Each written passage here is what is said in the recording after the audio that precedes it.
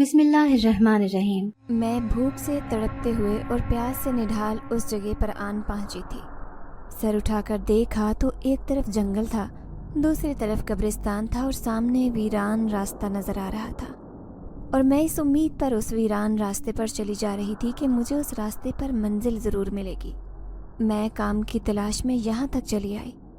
اس سے پہلے میں کتنے ہی گھروں میں کام کرنے کے لیے گئی تھی، مگر کچھ خواتین میری بدصورتی اور کچھ میری نوجوانی دیکھ کر مجھے گھر میں ہی گھسنے نہ دیتی۔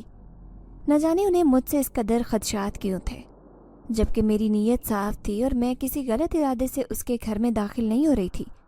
میں تو بس کام کرنا چاہتی تھی تاکہ عزت سے روزگار کما سکوں، مگر نہ جانے کیا وجہ تھی کہ کتنے دن سے ڈھونڈنے کے باوجود مجھے کام نہیں مل رہا تھا۔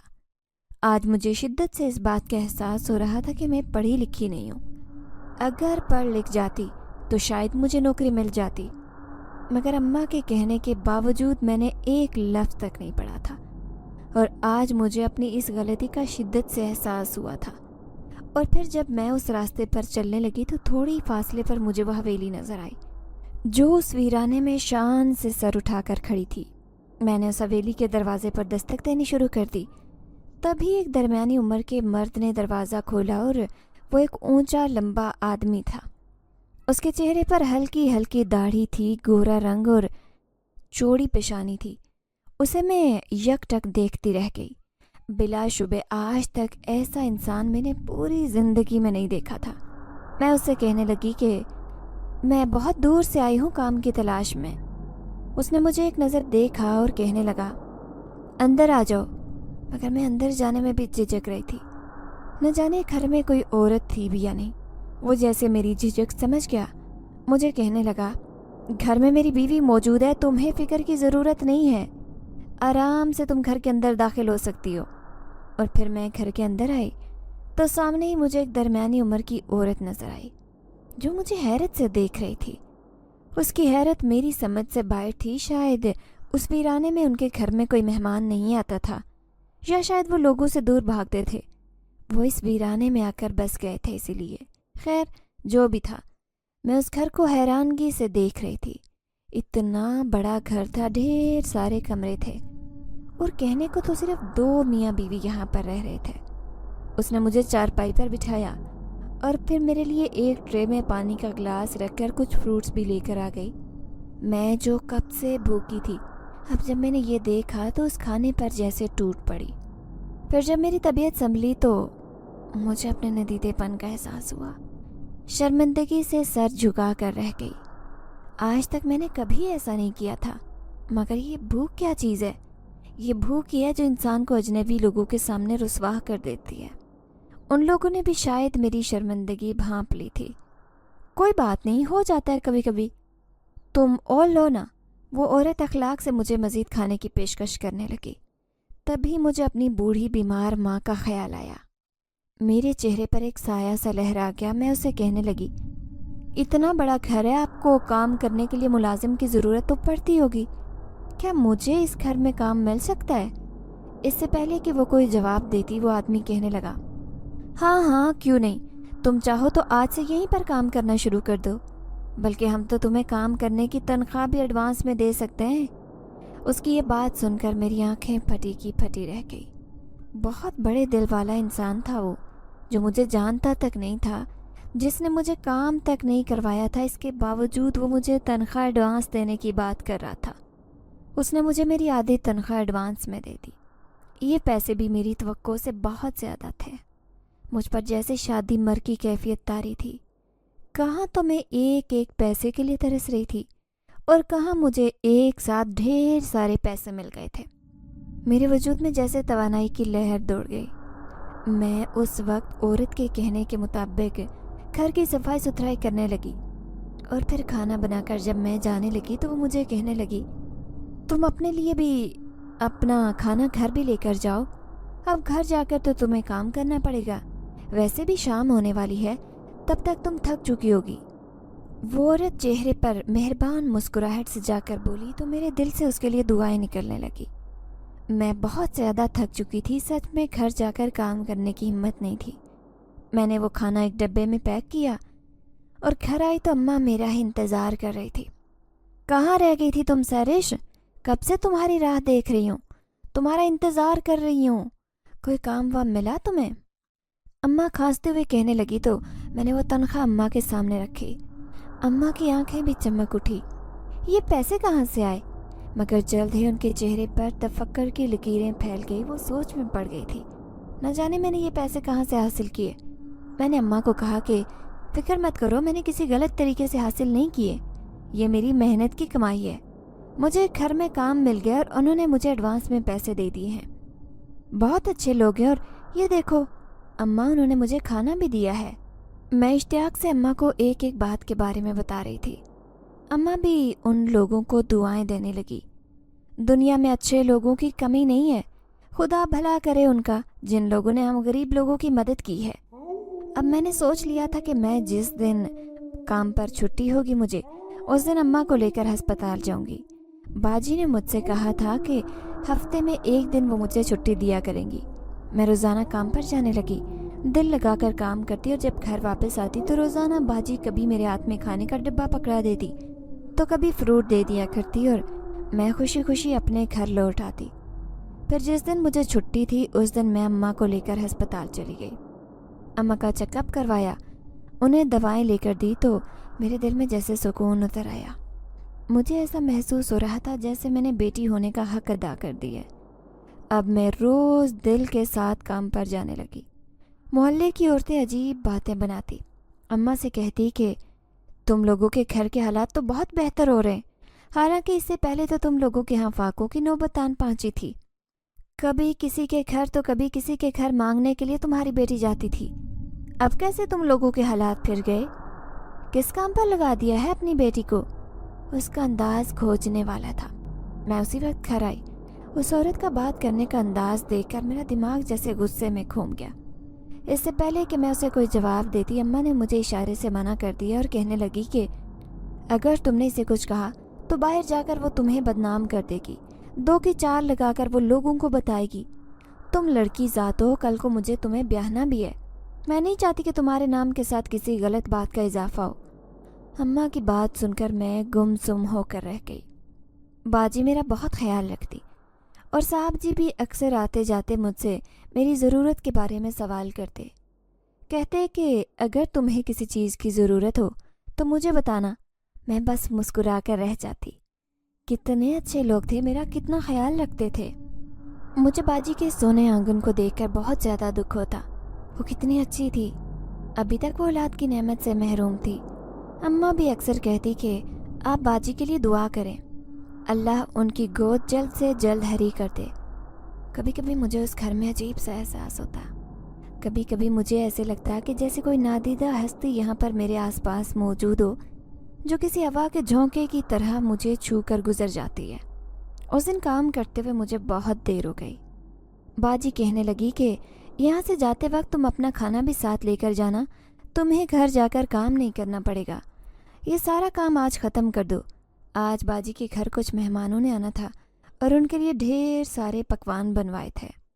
باجی کہنے لگی کہ لوگوں کو تمہارے ہاتھ کا کھانا بہت پسند ہے، اس لیے ان کی فرمائش پر ہی میں تم سے کھانا بنوا رہی ہوں۔ باجی نے ساتھ میں میری مدد بھی کی، مگر اس کے باوجود بھی مجھے واپس جاتے ہوئے بہت دیر ہو گئی، اور پھر باجی نے میرے نانا کرنے کے باوجود بھی کھانا پیک کر کے میرے ساتھ روانہ کر دیا۔ میں جب قبرستان کے پاس سے گزرنے لگی تو مجھے ایسے محسوس ہوا کہ جیسے کسی نے مجھے آواز دی ہو، مجھے رکنے کا کہا ہو۔ اب کی بار میں رک گئی اور پلٹ کر دیکھا تو وہاں پر ایک بوڑھی عورت تھی جو آہستہ آہستہ چلتی ہوئی میری طرف آ رہی تھی۔ کہاں جا رہی ہو بیٹی؟ روزانہ اس ویرانے میں آتی ہو، کیا کرتی ہو یہاں آ کر؟ وہ بڑھی عجیب سے انداز میں مجھے دیکھتے ہوئے کہنے لگی۔ وہ پلکیں جھپکائے بنا مجھے دیکھ رہی تھی، اس کا دیکھنے کا انداز بہت عجیب تھا۔ مجھے خوف کی ایک شدید لہر اپنے وجود میں دوڑتے ہوئے محسوس ہو رہی تھی، نہ جانے ایسا کیا تھا جو مجھے وہاں سے بھاگنے پر مجبور کر رہا تھا۔ میں تیز قدموں سے چلنے لگی تو وہ بوڑھی عورت میرے پیچھے آنے لگی۔ ارے بیٹی بات تو سنو، سیرش بیٹا رک جاؤ، میری بات سنو۔ اس کے منہ سے اپنا نام سن کر میرے تو چھکے چھوٹ گئے، اس عورت کو میرا نام کیسے معلوم ہوا؟ میں نے پلٹ کر دیکھا تو میری آنکھیں پھٹی کی پھٹی رہ گئی۔ وہ بوڑھی عورت جس نے ابھی تھوڑی دیر پہلے ہاتھ میں لاٹھی پکڑی تھی اور لاٹھی ٹیکتے ہوئے بہت مشکل سے چل رہی تھی، اب وہ سیدھی سینہ تان کر چل رہی تھی۔ اس کے لبوں پر عجیب سی مسکان تھی جو اسے بہت پراسرار بنا رہی۔ میں وہاں سے بھاگنے لگی اور بوڑھی عورت بھی میرے پیچھے تیز تیز بھاگنے لگی۔ وہ ہنس رہی تھی، کہہ کے لگاتے ہوئے میرے پیچھے آ رہی تھی۔ تم مجھ سے بچ کر کہیں نہیں جا سکتی، روزانہ تمہیں آتے جاتے دیکھتی ہوں مگر کبھی تمہیں کچھ کہا نہیں، آج تو تمہیں نہیں چھوڑوں گی۔ اور میرا تو وہ حال تھا کہ میری تو جیسے روح فنا ہو گئی ہو۔ وہ خوفناک انداز میں کہہ کے لگاتے ہوئے میرے پیچھے آ رہی تھی اور میں وہاں سے بھاگنے لگی۔ بھاگتے بھاگتے مجھے ٹھوکر لگی اور وہ میرے سر پر آن پہنچی، مگر پھر نہ جانے کیا ہوا کہ وہ ایک جھٹکے سے اپنی جگہ پر رکی اور غصے سے مجھے گھورتے ہوئے وہاں سے واپس چلی گئی۔ پھر چند قدم چل کر وہ نظروں کے سامنے سے اوجھل ہو گئی۔ یہ منظر اتنا خوفناک تھا کہ اب میرے لیے اپنے قدموں پر کھڑا ہونا ممکن نہیں تھا۔ جب میں گھر آئی تو میرے چہرے پر ہوائیاں اڑی ہوئی تھی۔ اماں میری حالت دیکھ کر پریشان ہو گئی۔ کیا ہوا سہریش، تمہاری طبیعت تو ٹھیک ہے؟ اور میں اماں کے گلے لگ کر پھوٹ پھوٹ کر رو پڑی۔ اماں سے کہنے لگی کہ میں ڈر گئی، قبرستان سے گزرتے ہوئے مجھے عجیب سا احساس ہوا اور میں نے آنکھوں دیکھا واقعہ اماں کے ساتھ بیان نہیں کیا۔ مجھے لگا کہ وہ بھی یہ سن کر ڈر جائیں گی۔ مجھے شدید بخار نے آن لیا۔ بخار سے میرا پورا وجود تپ رہا تھا۔ کتنے دن ہو گئے تھے میں کام پر نہیں جا سکی۔ اماں بھی حیران تھی کہ میرا بخار ٹوٹنے میں ہی نہیں آ رہا۔ اب میں دوبارہ وہاں جانے کی ہمت نہیں کر سکتی تھی، جبکہ اماں بہت پریشان تھی، سوچ رہی تھی کہ کب میرا بخار اترے اور کب میں کام پر جانا شروع کروں۔ میرے پیسوں سے اماں میرے لیے جہیز بھی بنا رہی تھی اور وہ ساری ضروریات اور اخراجات میرے پیسے سے ہی پورے ہو رہے تھے۔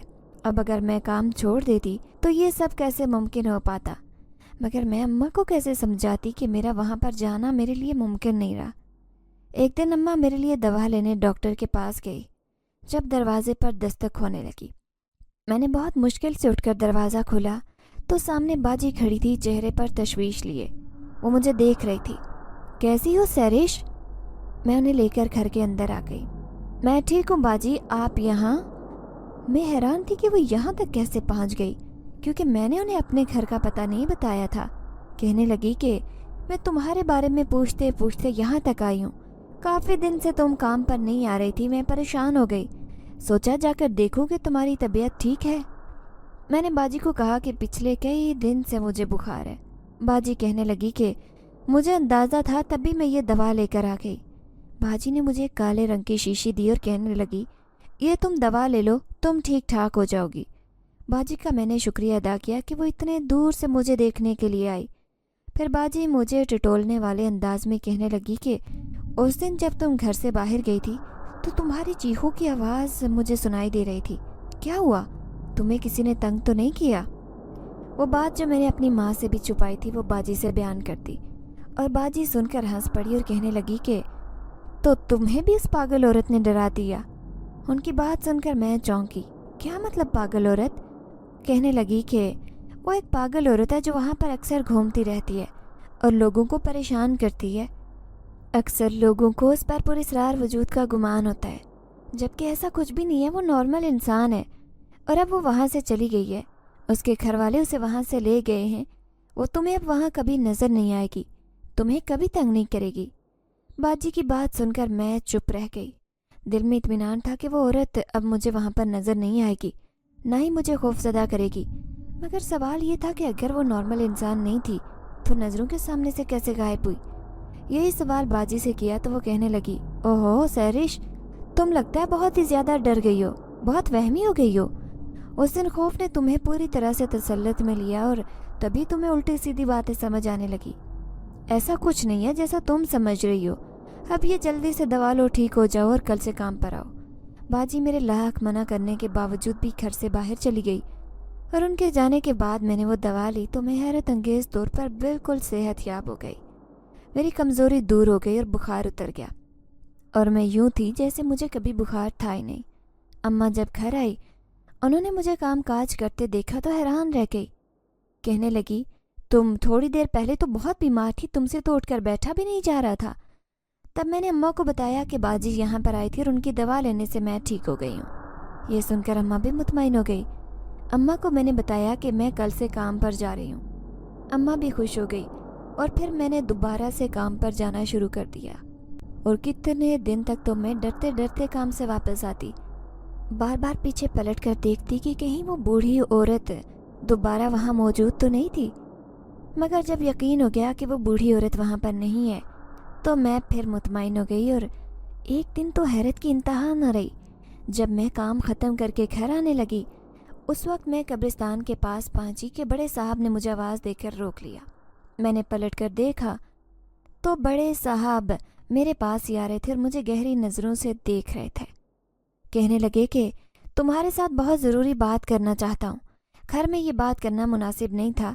मैं पहले तुम्हारी रजामंदी लेना चाहता हूँ, उसके बाद बीवी के सामने ये बात करना चाहता हूँ। उनकी ये उलझी हुई बातें सुनकर मैं परेशान हो गई। क्या मतलब साहब जी, ऐसी कौन सी बात है जो आप अकेले में करना चाहते हैं? और फिर साहब जी ने जो कहा उसे सुनकर मेरे पैरों तले से ज़मीन निकल गई। साहब जी मेरे बारे में ऐसा सोच भी कैसे सकते थे? वो मुझे ऐसा कैसे कह सकते थे? गुस्से की एक शदीद लहर मेरे पूरे वजूद में दौड़ गई। और तभी साहब जी ने, मेरा नाम सहरिश है। जब मैंने इस दुनिया में आँख खोली तो मुझे मालूम हुआ कि मैं कितनी बदनसीब लड़की हूँ। माँ ने मुझे अपनी मोहब्बत की आगोश में समेट लिया, दुनिया के सर्दो गर्म से बचा लिया। मगर दुनिया की ज़ुबान को कोई रोक पाया है?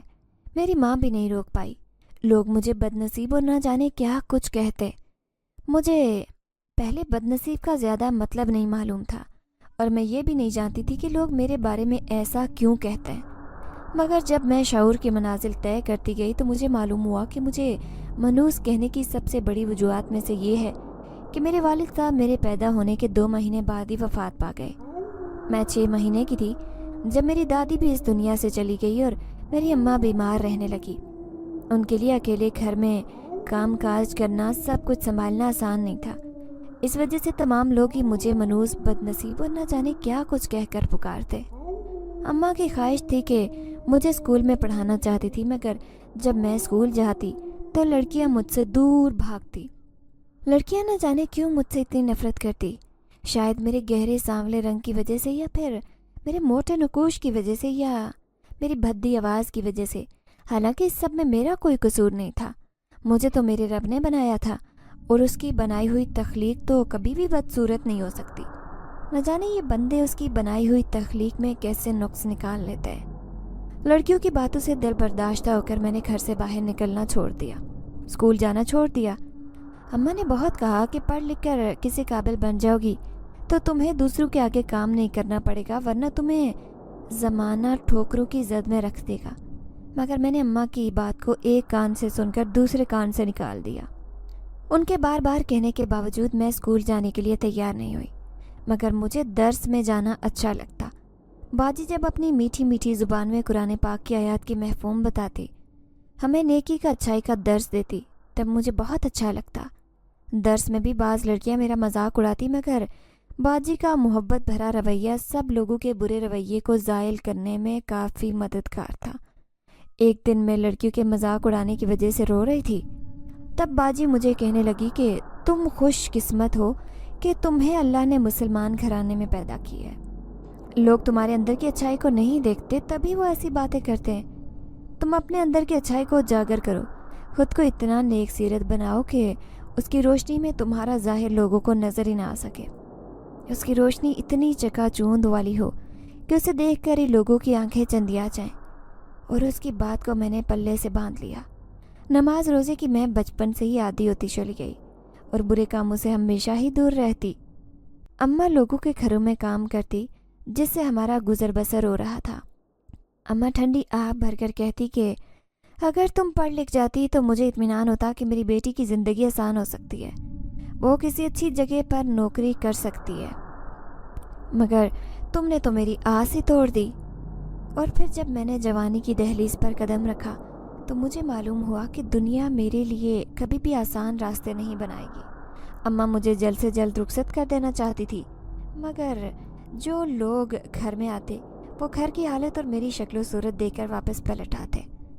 अगर कोई रिश्ते की हामी भर भी लेता तो उन्हें इस बात का लालच होता कि लड़की बदसूरत है। हो सकता है कि उसकी इस खामी को छुपाने के लिए उसकी माँ जहेज देगी, मगर جب انہیں یہ پتہ چلتا کہ جہیز کے نام پر بھی انہیں پھوٹی کوڑی نہیں ملنے والی تو وہ لوگ پلٹ کر نہیں آتے۔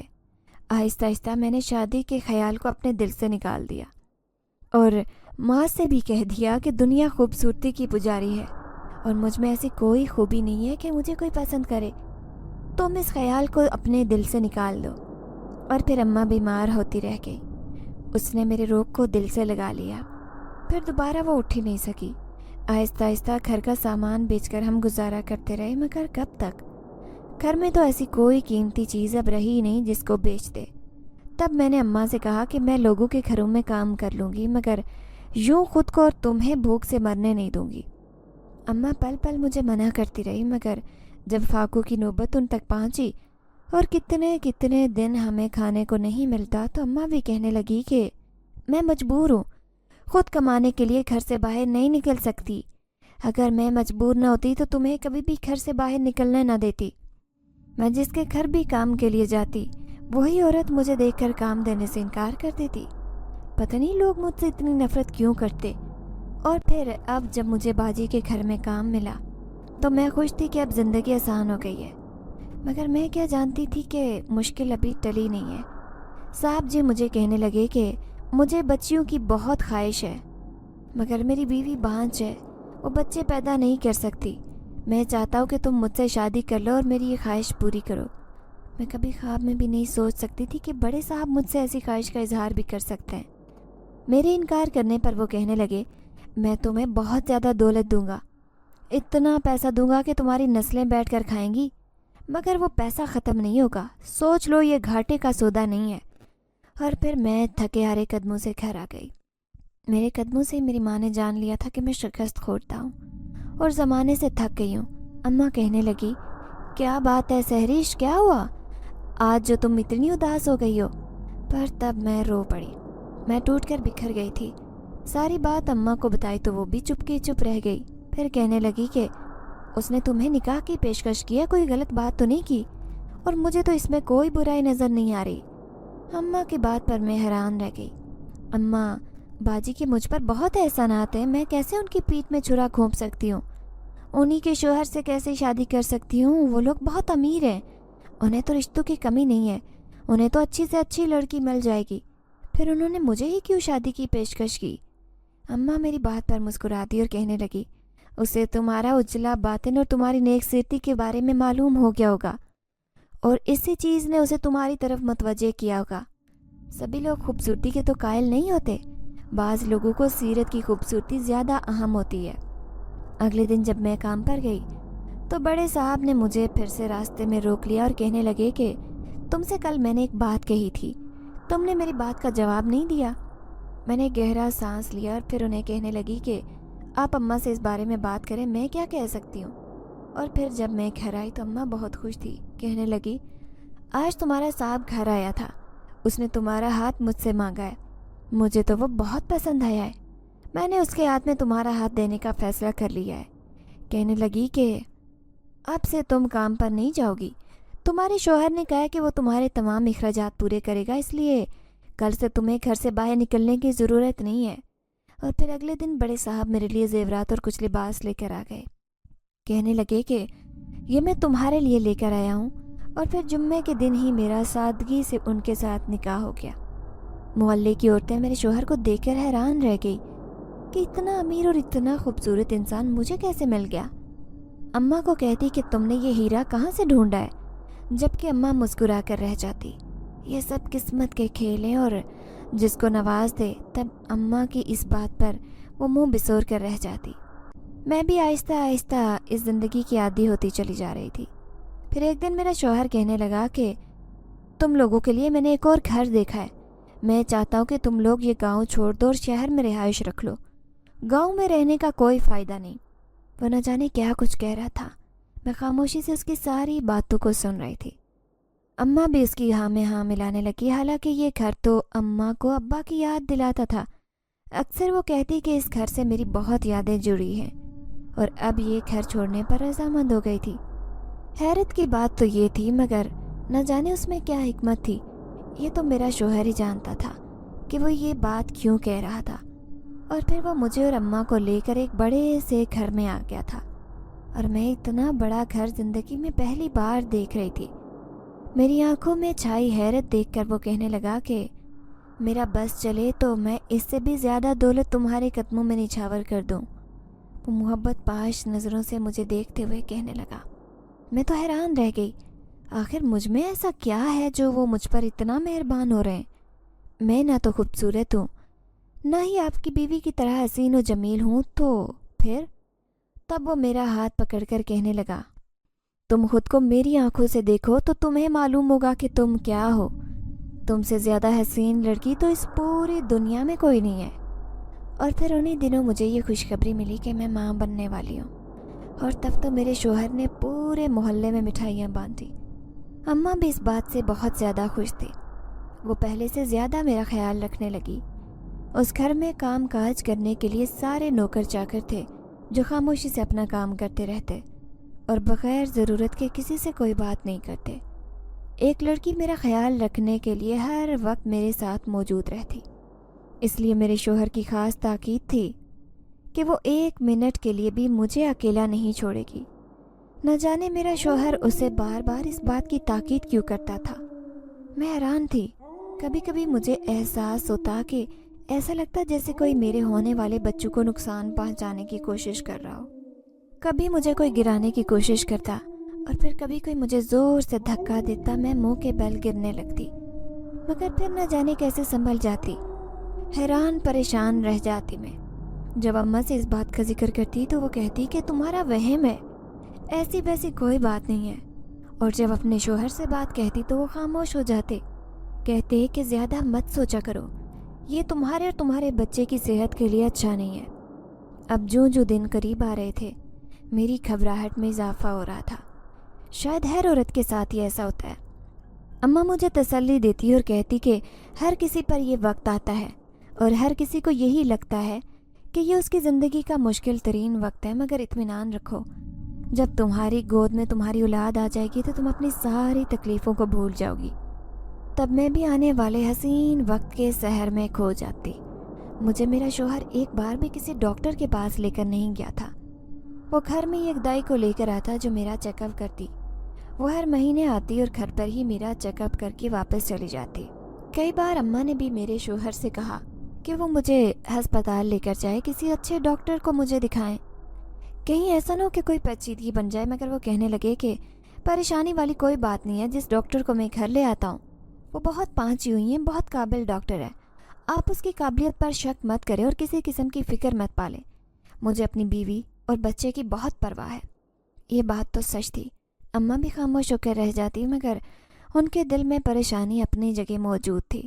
بار بار میرا ذہن باجی کی طرف جاتا، نہ جانے انہیں جب یہ بات معلوم ہوگی کہ میں نے ان کے شوہر کے ساتھ شادی کر لیا تو ان کے دل پر کیا بیتے گی۔ وہ تو یہ سن کر بہت دکھی ہو جائیں گی، اور جب کبھی میں اپنے شوہر سے یہ بات کہتی تو وہ مسکرا دیتے، کہتے کہ تم اس کی فکر مت کرو، وہ بہت بڑے دل کی، بڑے ظرف کی مالک ہے، وہ تم سے کبھی خفا نہیں ہوگی، بلکہ وہ تم سے ہمیشہ خوش ہوگی، تمہاری احسان مند رہے گی۔ تب مجھے ان کی اس بات پر ہنسی آ جاتی۔ میں نے اس عورت کا شوہر چھینا، اس سے شادی کر لی، اور وہ عورت اس بات پر میری احسان مند ہوتی۔ میرے شوہر بھی کبھی کبھی پاگلوں والی باتیں کرتے، وہ بھی ایک رات تھی جب مجھے ایک جان لیوا تکلیف کا احساس ہوا۔ وہ درد ایسا تھا کہ میری جان لے لے گا، میرے منہ سے چیخ برآمد ہوئی۔ تبھی وہ ملازمہ جو میرے ساتھ رہتی تھی میری آواز سن کر ہڑبڑا کر اٹھ بیٹھی، مجھے دیکھ کر پھر فوراً سے کمرے سے باہر نکلی۔ تھوڑی دیر گزری تھی جب میرے شوہر گھر میں داخل ہوئے، ان کے ساتھ وہ دائی بھی تھی جو ہمیشہ مہینے میں ایک بار میرے شوہر میرے پاس لاتے تھے۔ اب وہ دائی میرے پاس آ کر کھڑی ہو گئی، پھر اس نے سب لوگوں کو اس کمرے سے باہر نکال دیا۔ اس نے میری ماں کو بھی کمرے میں نہیں آنے دیا۔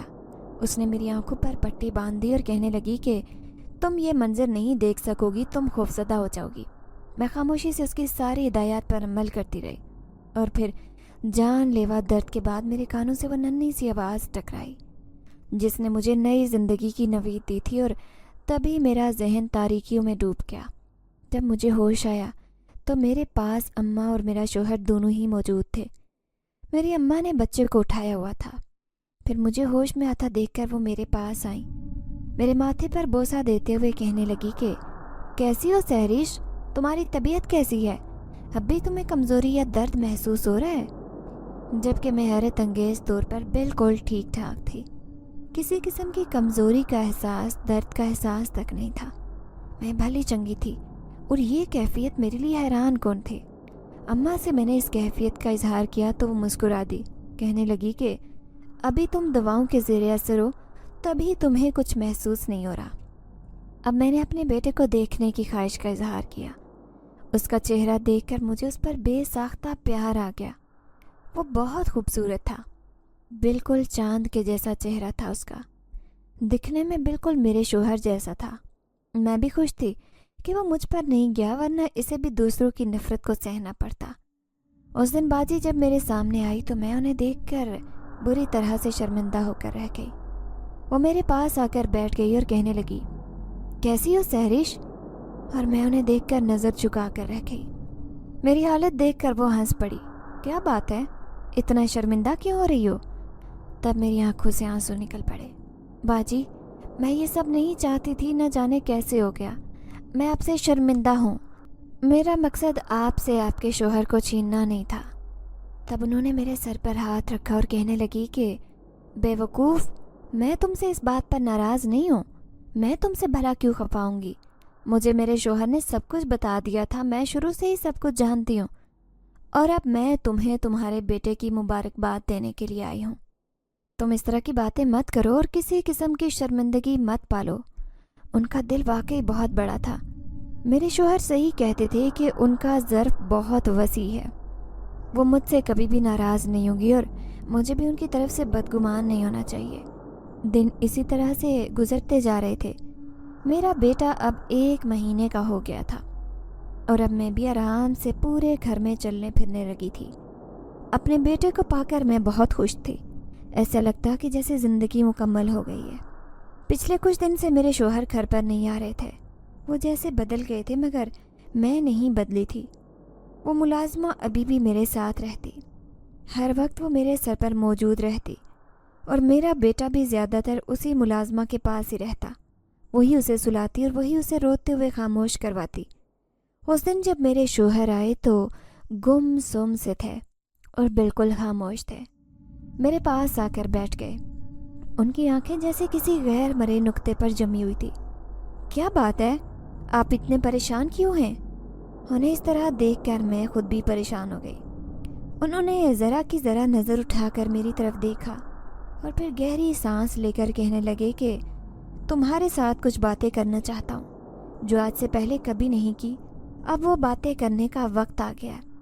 کیا مطلب، کیسی باتیں؟ میں بری طرح سے چونکی تو وہ مجھے دیکھتے رہے، پھر کہنے لگے کہ جو کچھ میں تمہیں کہنے لگا ہوں، اپنا دل بڑا کر کے اسے سنو۔ ان کے اتنے سنجیدہ انداز پر میں اندر سے سہم کر رہ گئی۔ نہ جانے ایسی کون سی بات ہے، اور پھر جو کچھ انہوں نے مجھ سے کہا، مجھے بتایا، اسے سن کر تو جیسے میں یقین اور بے یقینی کی کیفیت کے درمیان ڈولنے لگی تھی۔ کیا یہ سچ ہے؟ یہ حقیقت ہے، مگر ایسا کیسے ہو سکتا ہے؟ وہ کہنے لگے کہ اس دن جب تم کام کی تلاش میں قبرستان کے پاس تھی تو تبھی میری نظر تم پر پڑ گئی، اور اس وقت میں بھی وہاں موجود تھا اور اپنے کام سے اس دنیا میں آیا تھا۔ جب تم پر نظر پڑی تو تمہارے اندر کی خوبصورتی نے مجھے تمہاری طرف متوجہ کیا۔ مجھے کسی ایسی عورت کی تلاش تھی جس کے ساتھ میں نکاح کر کے اولاد پیدا کر سکتا، کیونکہ میرے بزرگوں نے بتایا تھا کہ میری کبھی بھی کسی جن زادی سے اولاد نہیں ہو سکتی۔ میری اولاد اسی صورت میں ہو سکتی ہے جب میں کسی آدم زادی سے نکاح کر دوں، اور آدم زادی بھی وہ جو بہت نیک سیرت ہو، جس نے کبھی کسی کے ساتھ برا نہ کیا ہو، کسی کا برا نہ چاہا ہو۔ اور تم ویسی ہی تھی جیسی کہ مجھے چاہیے تھی، اور تبھی پھر میں نے اپنی بیوی کو یہ ساری حقیقت بتا کر اسے یہاں پر رہنے پر رضامند کر لیا۔ ہم شروع میں تمہیں یہ بات نہیں بتانا چاہتے تھے، ورنہ تم ڈر جاتی، چونک جاتی، اور شاید کبھی شادی کرنے پر تیار نہ ہوتے۔ اور تمہارے ساتھ شادی کرنے سے پہلے میں تمہارا اعتماد لینا چاہتا تھا، تمہارے دل میں اپنے لیے جذبات پیدا کرنا چاہتا تھا۔ اور اس دن جب وہ جن زادی تمہیں تنگ کرنے لگی، تمہیں خوف زدہ کرنے لگی، تو تب اس کی اس حرکت پر مجھے بہت غصہ آیا۔ میں نے اسے اس کے کیے کی سخت سزا دی تھی اور اسے جیل خانے میں ڈال دیا۔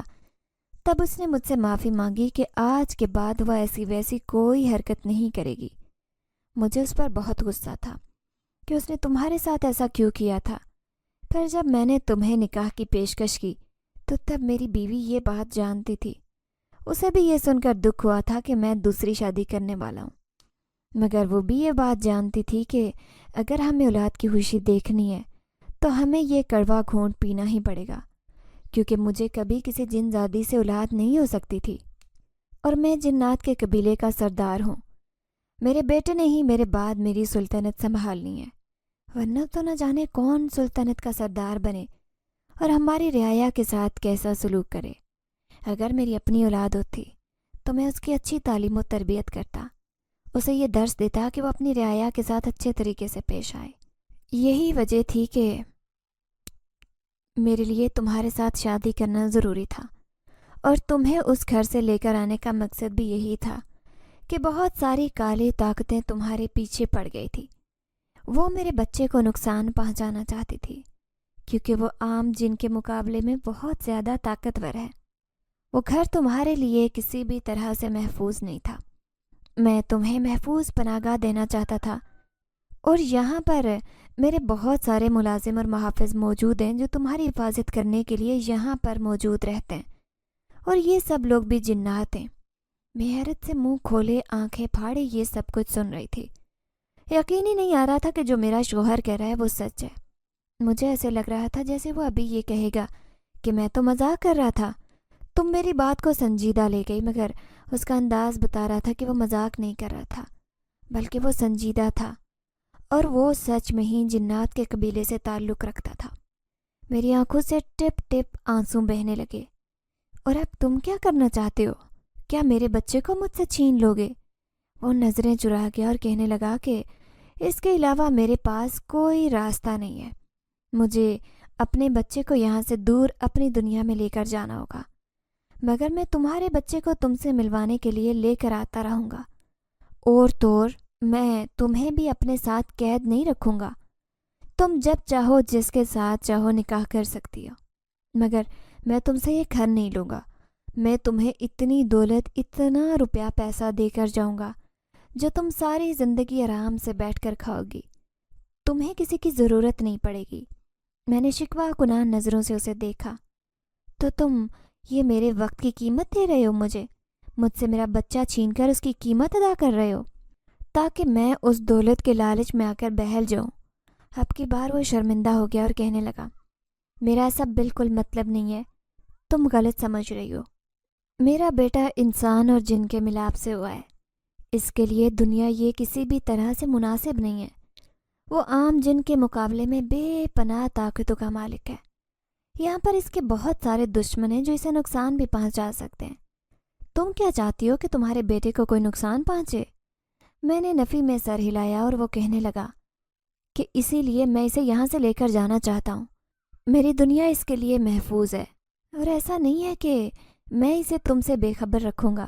میں اسے تمہارے بارے میں سب کچھ بتاؤں گا کہ تم اس کی ماں ہو، تمہارا بھی اس پر حق ہے۔ پھر وہ میرے بچے کو مجھ سے لے گیا۔ میں نے اسے درخواست کی تھی کہ تم مجھ سے اپنا نام مت چھینو، مجھے طلاق مت دو۔